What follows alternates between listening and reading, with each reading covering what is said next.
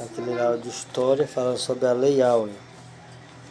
A Lei Áurea, ela foi assinada pela Princesa Isabel em 13 de maio de 1888. A Lei Áurea, a Lei Áurea que aboliu a escravidão no Brasil. Áurea quer dizer de ouro. A expressão refere-se ao caráter glorioso de uma lei que por fim a escravidão, uma escravidão. Essa forma desumana de exploração do trabalho em território brasileiro, a escravidão, né? A escravidão aí, ela durou aí aproximadamente 3 séculos no território brasileiro. 3 séculos equivalente a 300 anos. 300 anos do início da colonização até a assinatura da Lei Áurea. Apesar disso, ainda hoje, tanto no Brasil quanto em outros países do mundo, a forma de trabalho quase semelhante à escravidão. Mas não é porque a escravidão da época era as pessoas obrigadas a trabalhar só pela comida, né, pela dormida, e as pessoas ainda apanhavam, né? Então era uma forma desumana mesmo. Então é claro, a gente sabe que tem pessoas hoje que se exploram, né?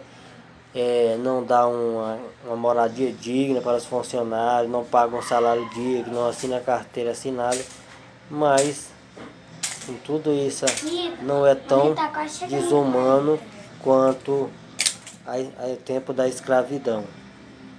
Estou continuando aqui no texto.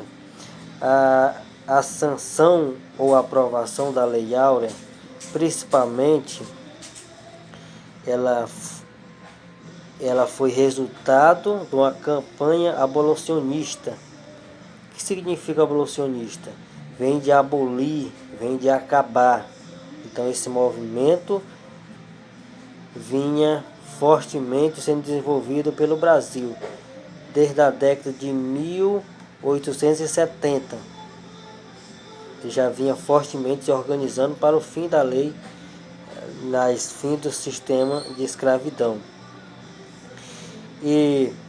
Mas não se pode negar também o empenho pessoal da princesa Isabel, estando na regência do Império do Brasil, para sua aprovação.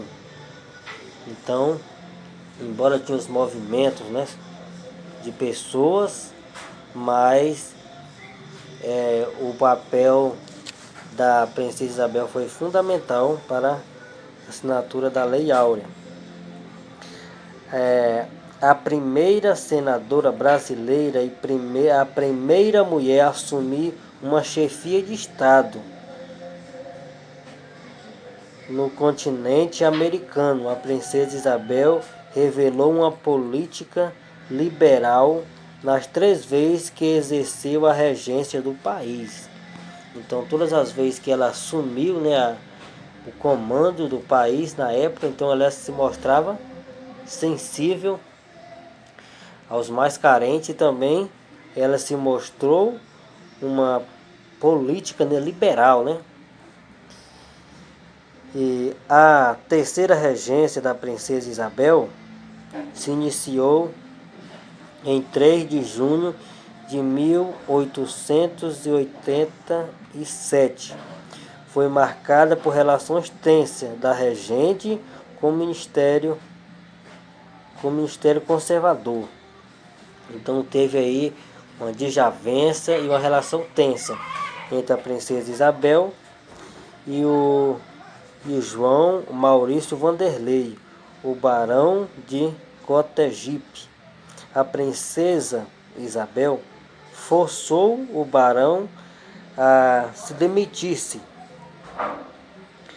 e nomeando em março João Alfredo Correia Correia de Oliveira para o primeiro-ministro.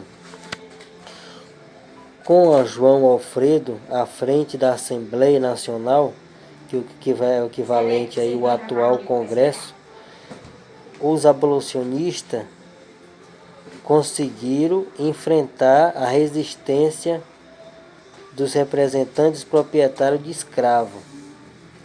Então, na época, como eu tinha dificuldade, o primeiro-ministro, que era um conservador, João Maurício Vanderlei, então ele era, vamos dizer assim, aliado dos proprietários de escravos. Então essa lei não ia para a votação na Assembleia Nacional. Então a princesa Isabel forçou o barão se demitir e nomeando João Alfredo. Então, com a nomeação de João Alfredo, se tornou caminho fácil para a lei ser apreciada no plenário da Assembleia e posteriormente ser assinado. Continuando aqui. A escravidão, aliás, proprietária de escravos, e levou o projeto de lei à votação e conseguiram também evitar que o Estado brasileiro indenizasse os proprietários de escravos pelo fim da escravidão. Então, como o movimento escravocrata, que era o movimento que defendia e praticava a escravidão, primeiro eles tinham dois projetos. Primeiro era não aceitar de maneira nenhuma que a Lei Áurea fosse assinada. E tinha o plano B, vamos dizer assim, né, que se caso a Lei Áurea fosse assinada, eles tinham um projeto para que o Estado indenizasse pelas percas que eles iam ter, pelos trabalhos escravos que eles iam perder. Então, que na época, em todas as épocas, né, para pagar um trabalho digno, custa dinheiro. Então, eles estavam acostumados com a escravidão e eles queriam que o Estado brasileiro indenizasse eles. E tinha esse projeto. Nesse caso, era o plano B. Então, o plano A, que era não abrir mão da escravidão. Mas a resistência estava grande, então eles pensaram, né? E projetaram, não, se pelo menos acabar a escravidão, nós ser indenizados pelas percas, já não vamos perder totalmente. Mas o movimento foram tão bem organizados e teve o apoio da princesa Isabel que eles conseguiram 2 vitórias aqui, né? Primeiro foi abolir a lei da escravidão e, em segundo lugar, evitar que o Estado brasileiro se endividasse pagando os proprietários dos escravos, porque já o tanto que eles tinham lucrado com o trabalho escravo, eles ainda queriam mais dinheiro. Então o movimento abolicionista conseguiram com êxito não esse projeto de indenização não ir em frente. Então a gente vê, né, agora no dia 13 de maio é o dia que se mora o dia da Lei Áurea, a lei que libertou o nosso país da escravidão, porque todo trabalhador é digno do seu salário, né? Então não há dignidade nenhuma na escravidão. Então, graças aos movimentos, né, nossos antepassados, para trazer essa liberdade para nós hoje. Então hoje nós estamos de parabéns por termos essa liberdade. Então a gente não pode deixar nunca de esquecer que teve pessoas que sofreram, lutaram para nós ter a liberdade que nós temos hoje. Nós temos a liberdade porque alguém lutou por isso, por nós. Então será a aula de história falando sobre a Lei Áurea. Então é um assunto bem importante a gente se trabalhar, principalmente agora no mês de maio, não perder de vista, de mente, né, os acontecimentos históricos do nosso passado, do nosso país.